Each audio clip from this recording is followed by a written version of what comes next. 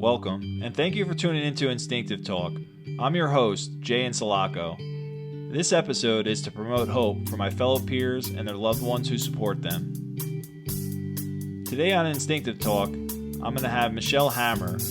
Michelle Hammer is a schizophrenia activist and spends her time passionately fighting stigma.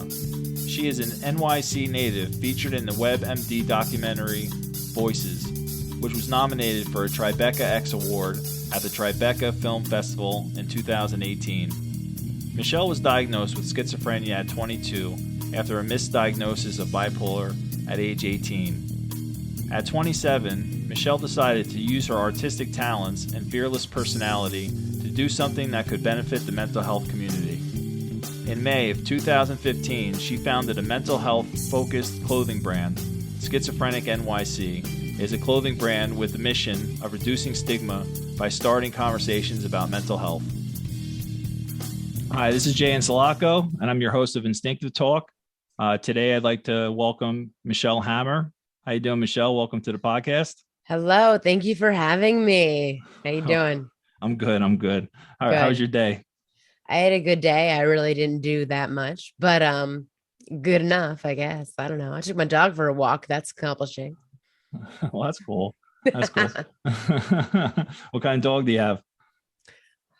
Everybody asks, but I don't know. I got her from a shelter. She might be a Dachshund mini pincher, Doberman, Beagle. I don't know. Nobody knows. So a good mix. If you want to pay for that test. Yeah, right. Yeah. I'll do it.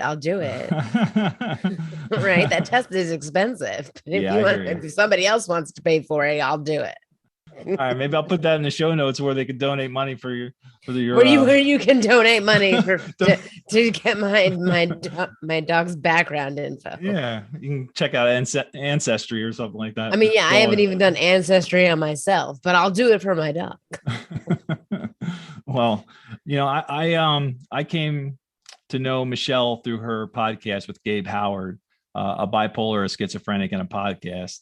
And I got to say that podcast kind of took me into the podcast world like by storm. Like when I listen to you guys talk, I'm looking at you guys like, look at these two mental health advocates just talking their stuff on there, opening people's eyes to, people who live with bipolar, people who live with, schizophrenia.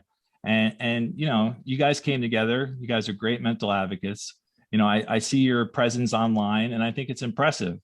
Thank you. Yeah, I really enjoy your podcast, and I had to listen. I listened to it this past summer. Yeah, because I took a little hiatus from my advocacy work because a friend of mine, in the past, I had to take a break. That's all I'm going to say. I had to take a break for like 4.5 years, and when I came back, feeling inspired again, I listened to your podcast. I'm like, here's two guys, here's Michelle and Gabe talking to each other about, two different, mental health diagnosis. And, they're shedding light on, like the ups, the downs, and it's just like all truth. There's no like BS about it. It is what it is. And that's what attracted me to you and your Schizophrenic NYC brand. And, and I think it's really admirable that you can, take that brand and, take your shop and go out into the streets of the city and talk to people. I just think that's great. Thank you. It's interesting. You never know what you're going to get, honestly. I even took, I went to your website and I saw some of your art and, your shirts and stuff like that. So I ordered a pill box off you. I think it's really cool. Awesome. Yeah. I love your art, man. It's really good. Thank you. You're welcome. You know what, Michelle, I know a lot about bipolar because I live with it and I've lived with it for 27 years, but I got to be honest with you. I don't know too much about schizophrenia, only from like my stays in the psychiatric hospitals and my early recovery. So I really just want to, take this chance to talk to you and, maybe debunk some of those stereotypes and, maybe the things that might bother you that just aren't true. I look at you as a person. I don't look at you as an illness or anything like that. And I hope by the end of this, maybe you can just shed some light to the people that just don't know. Definitely. Definitely. Let's do it. Let's shed the light. All right. Well, I was talking to a friend of mine whose brother lives with schizophrenia, and he was explaining to me that with schizophrenia, it's like an alternate interpretation of like your senses. If you're hearing auditory voices, like some people live just with that, or is it a combination of all the senses, or could it be one or more? Or I mean, it could be both. You can see things, you can hear things, you can see and hear things. It really doesn't matter. It's a whole different kind of a spectrum of things. Even if you just see some stuff, it could be some people see so more stuff. Also, medication makes a big difference. Like if you're well medicated, you might not see things all the time, or maybe the things you see aren't really like that hard to deal with. Like I post like these videos all the time on TikTok and like on Instagram of me having schizophrenic episodes, and people are like, oh, I do the same thing, I might be schizophrenic, oh, am I schizophrenic too? And I'm like, no, well, that's what happens to me after I take 7 medications and I'm still just talking to myself. I'm not just reliving a conversation. I am in a whole nother world, zoned out, thinking that I'm talking to other people. I'm not just chit chat and replaying things. It's a whole different ball game. And people might say, well, why aren't your meds working? Oh, they're working. They're working. I don't want to take more meds than I'm a zombie and I can't think of anything. But if I'm talking to myself on the couch, that's just gonna happen. yeah. And I mean, and honestly, Michelle, it's not hurting anybody, It's not. I'm not hurting anyone, yeah. right? When you hear schizophrenic episode, you're thinking like somebody's running around naked with a knife trying to cut people or something like that. I mean, well, that's like the main stereotype. That's like the main stereotype that bothers me. It's like, I mean, they just think that, people who live with schizophrenia, it always goes to the violent aspect. Oh, and always. Have you come in contact with people that like, I mean, how do you handle something like that? Like on that level? Like, I mean, like, what would you want to tell somebody they just don't, they've never met people with real schizophrenia. But then there's always that comment like, my husband had schizophrenia and he killed my son. Well, I mean, like, there's a lot of murderers out there and they don't have schizophrenia. So I mean, that's not why, of course people are violent, but you could have anything and be violent, and you could have nothing and be violent. So if you just happen to have schizophrenia and you're violent, it's not necessarily because you have schizophrenia that makes you violent, because you don't have to have schizophrenia to be violent. Right. You know what I'm saying? No, I do know what you mean. I mean, some people's, my friend was talking to me about like, interpretations and perceptions and things like that. I mean, like when you hear voices, does it bring on confusion or distress, or is it something that you're just used to because it's just an everyday thing? I mean, it's something that I'm used to. I find that it bothers other people more, that they kind of get like annoyed. Like, why are you talking to other people more than you're talking to me? Like, why are you not paying attention to me? They get annoyed. Like, why are you having more fun talking to yourself than you're talking to me? Are you in a relationship now? Yeah. Mm-hmm. Well, how does your partner, how is the relationship with you and your partner? Because I had a podcast that I did with my wife, just basically, getting her take on what it's like living with somebody with a mental illness. I mean, like, how does your partner feel about living with somebody with schizophrenia? Or it's not even like an issue, right? It's really not an issue at all. It's really not an issue. It's nothing. It's whatever. Well, that's great. I would say I'm the more stable one. I went on Instagram last night and I was watching some of your videos, and I think it's really bold and cool that you put it out there, because you answer a lot of questions.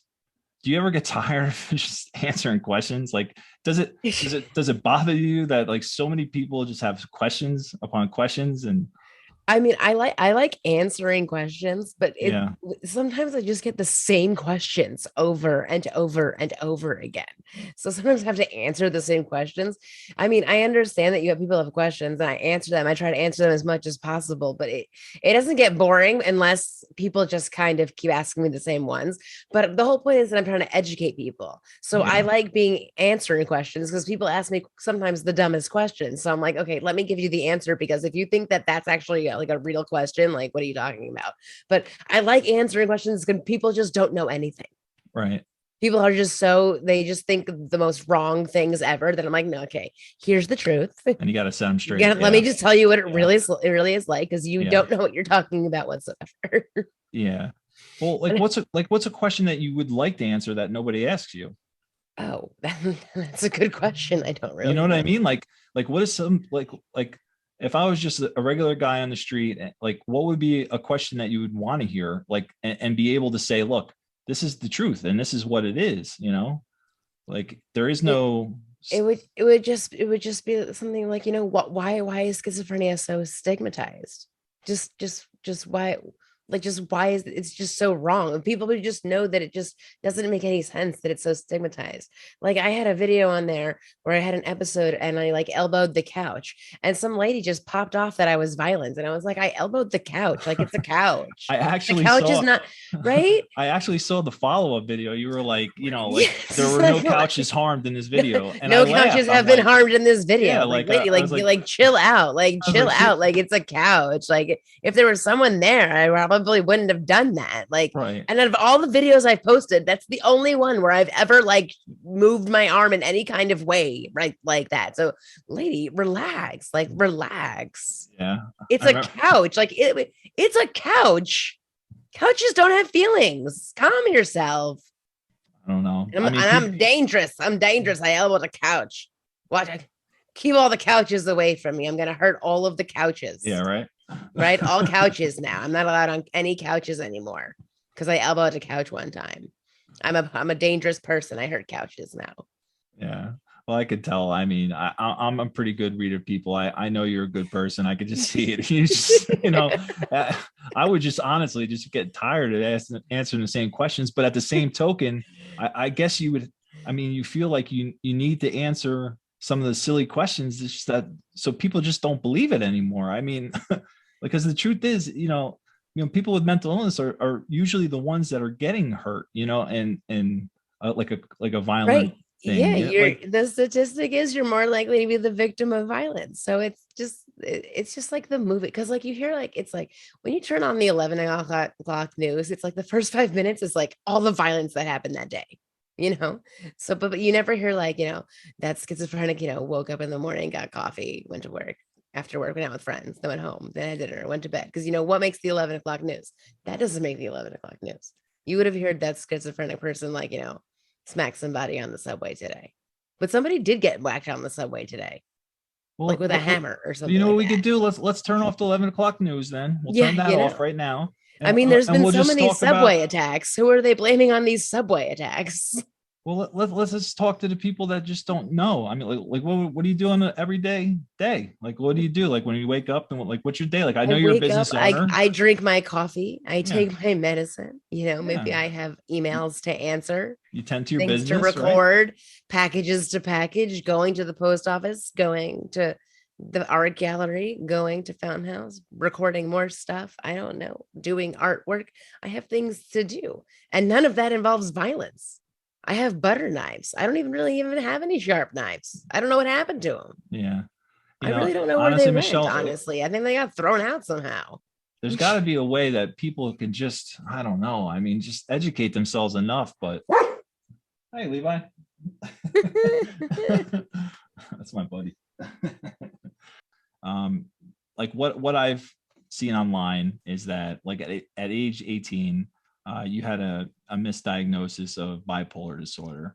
And the Mhm. part that I was curious about, because I live with bipolar 1, why would they have thought it was bipolar and not the schizophrenia, 4 years before the actual diagnosis? Like, what kind of symptoms were you having that they thought was bipolar? And I'm curious because like what were you? Oh, no, they used Oh, a checklist. okay. And I don't even know. I was so distraught when I was in that meeting. I don't know what I was saying yes to. I don't know what I was saying no to, but whatever. And they just gave me that diagnosis, and I was like, okay, fine, Oh, wow. whatever. Let it be, let it be, let it Yeah. be. I mean, mean, I were you, knew that I kind of figured it out like a few years in. And I was like, this is not the right diagnosis, but I don't know what it is. So I mean, like, were you hearing voices when you were younger? Like, I mean, was this something that just came out at like 18 or Like in No, hindsight, can you look back? I think I was hearing voices since a young age. I think it got bad in high school when I just started getting really paranoid about stuff. And I think I was hearing things, seeing things, but didn't really know what was up with it.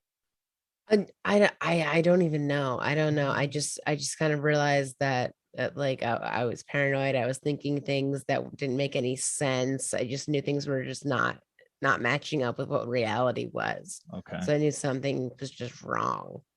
So I went to go get help, and they're like, "You're bipolar. Here's a pamphlet with the girl crying on it. Go get medicine." The medicine didn't work because I'm not bipolar.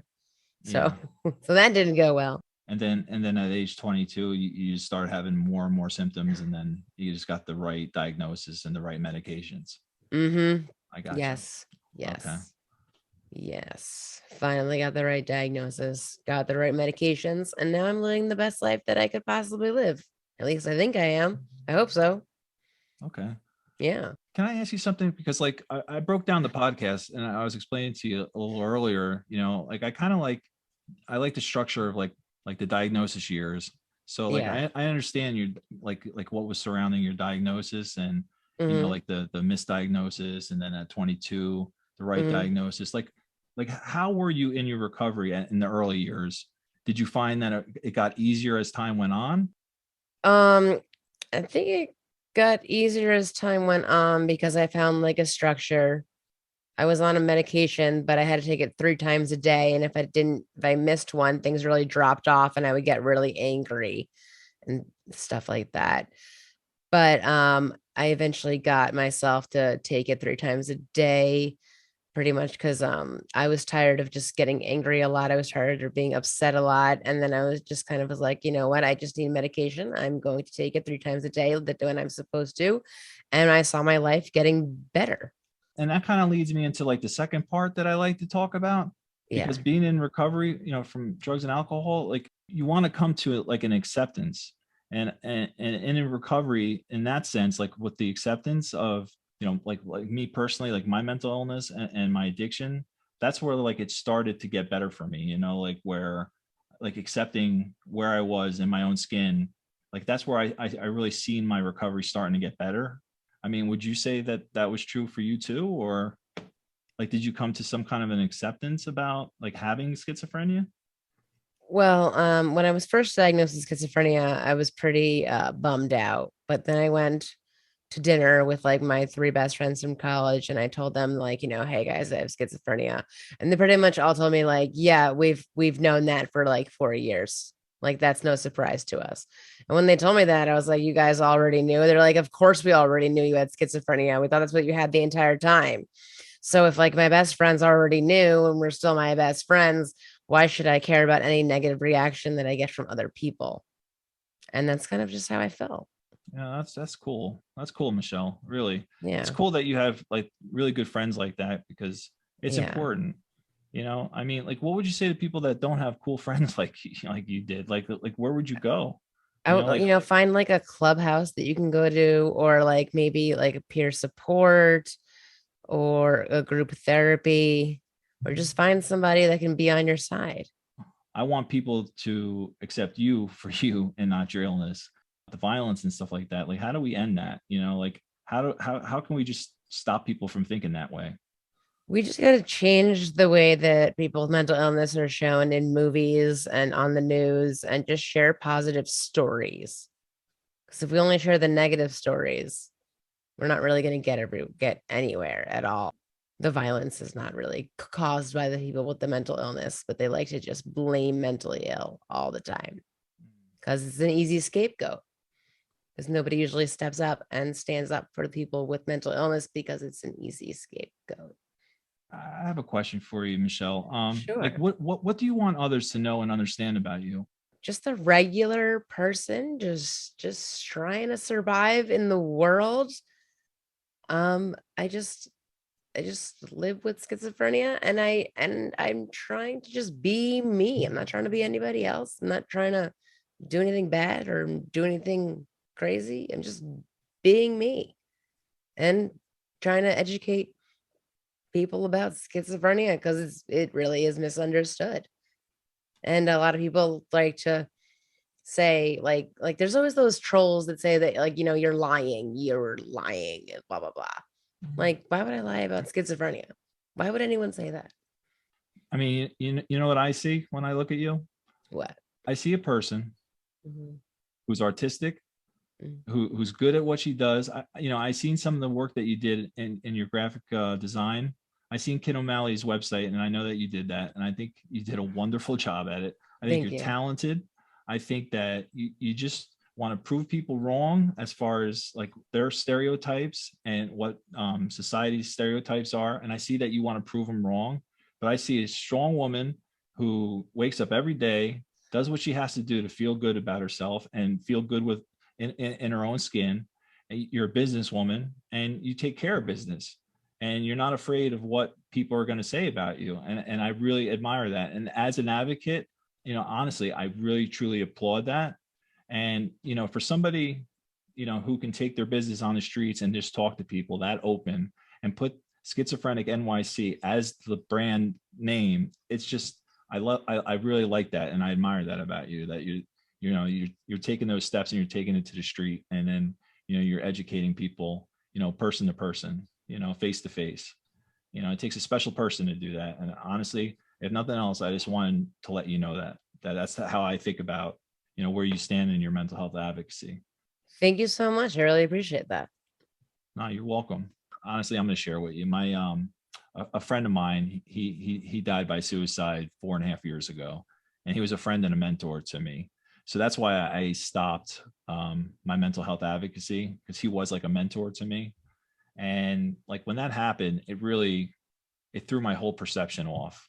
And I'm like, you know what? I'm just going to focus on my family, my work, and I'm not going to do any more mental health advocacy. Something happened where I came to terms with it, because I think I needed that time to heal. And I think it was a trauma. And I think anybody who has any kind of trauma in their life, they have to heal to move forward.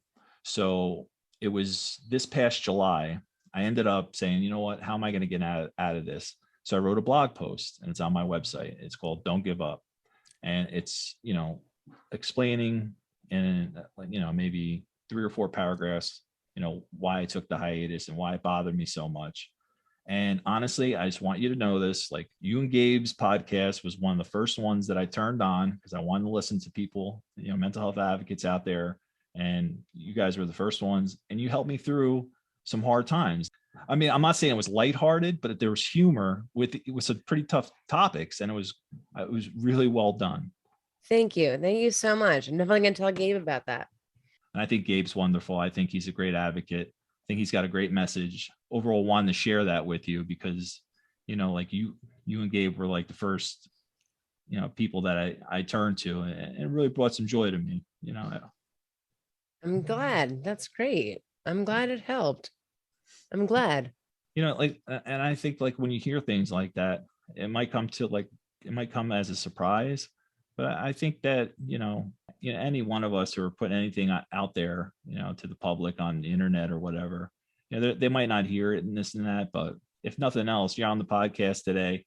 I just want to take the time and say, like, thank you for, being who you are and doing what you do, because, you're putting a face to the illness, and, in my eyes, you're just a regular person, who lives with something that they have to learn how to live with. And that's it. I just want to say thank you for being on today, Michelle. No problem. Thank you, Michelle. Thank you. Thanks for tuning in to this episode of Instinctive Talk. If you want to connect with me, please visit my website at instinctivebird.com. If you want to buy a personalized version of my book, No More Crutch, it's also available on my website. If you could, please subscribe and leave a review. Again, this is Jay and Sulaco. Thanks for listening. Tune in next time to Instinctive Talk.